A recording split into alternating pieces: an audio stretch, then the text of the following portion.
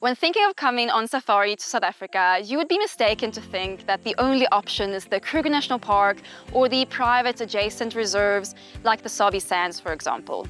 Well, I'm here to tell you today about a reserve that we believe is a real hidden gem for your next photo safari in South Africa. Welcome to Madikwe.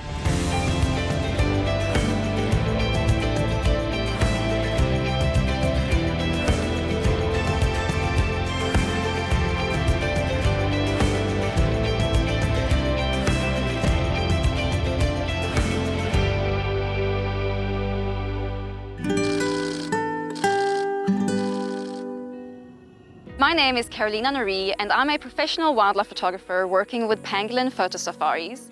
And today I'm here to tell you all that you need to know for your next safari to Madikwe. I want to tell you all about how you can get here and what you need to plan before getting on safari, what animals you can see here, and I also want to show you the incredible Terrapin hide that co-founder of Pangolin, Guts, have built himself. You won't believe what he did with this hide. Stick around until the end and I'll share my favorite images that I've captured while being on safari here at Jackie's Lodge, and I'll also share the settings that I've used for all the photos. But let's get started. Don't forget to subscribe to the channel to join our growing community of wildlife enthusiasts and not miss the next video with more destination reports, gear reviews, and a lot of photo tips. Wow, so colorful. Amazing. I love this deck overlooking the waterfall.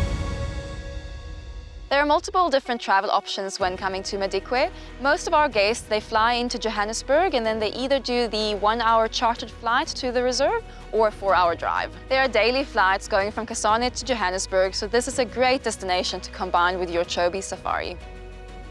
If the Central Kalahari and the Kruger National Park had a baby, I would say that would be Madikwe. I love the mix between the arid desert and the Kalahari red sand and the shrubland that we have here in Madikwe. It's been incredibly beautiful and so great for photos. Madikwe is a 75,000 hectare reserve, and since it's not open to the public, we're able to off-road at very special sightings, which obviously is very helpful for wildlife photography. To both ensure the well-being of the animals that we all love and to ensure that everyone gets a chance at sightings, the sightings are controlled with a limited amount of vehicles, and then you get a certain amount of time at the sightings to make sure that everyone gets a chance to see those beautiful animals. But you know what, in Madikwe, there is so much to see and photograph that it doesn't take long before we find something else to see. Although Madikwe is famous for being home to the Big Five, there is so much more to see and photograph here. With everything from a healthy population of cheetah and good wild dogs, they also fairly often see brown hyena, and we also had the opportunity to see a caracal, which was incredibly special. Then obviously you also have the incredible bird life as well. The crimson-breasted shrike is a special one for me that I was happy to see. And also they have the purple-crested roller and the lilac-breasted roller that we got to see as well. Check out these incredible sightings that we've been fortunate enough to see during our past few days here at Madikwe. Enjoy.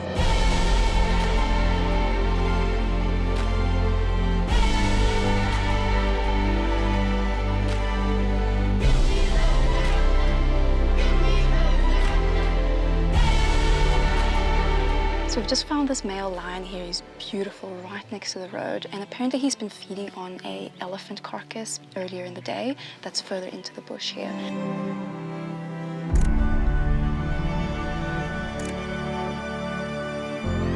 So we're out on our morning safari and we've just bumped into these lions lying on the airstrip, just chilling in the morning sun. And it's really awesome because the airstrip itself is a little bit higher than the road next to it. So we're able to get these really nice low angles, which is just golden for photography. We've just gotten word of a female cheetah with 5 cubs, about 6 months old.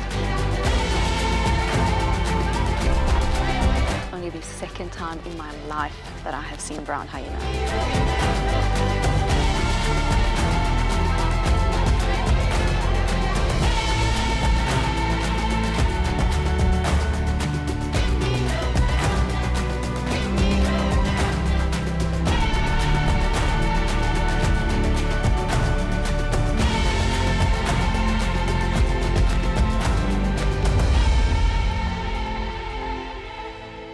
I'm just here in the Terrapin hide right in front of Jackie's tree lodge, and I'm waiting for some animals to hopefully come around for a drink because the sun is setting right in front of the lodge, and I'm hoping for some backlit photos. I think it'll look really cool.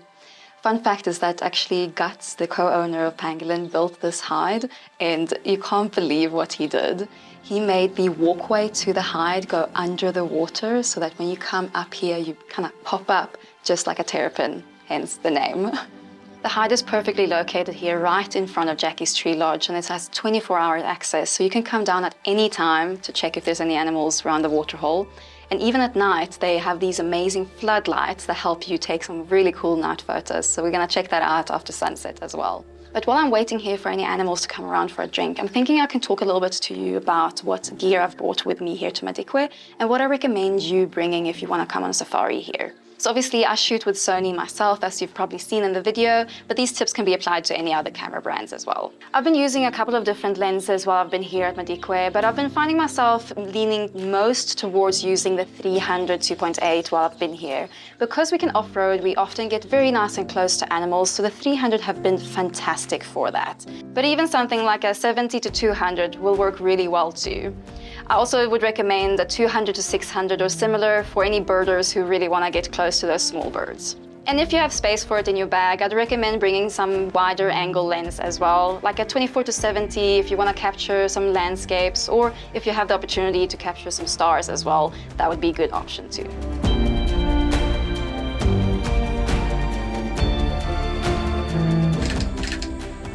That's so cool.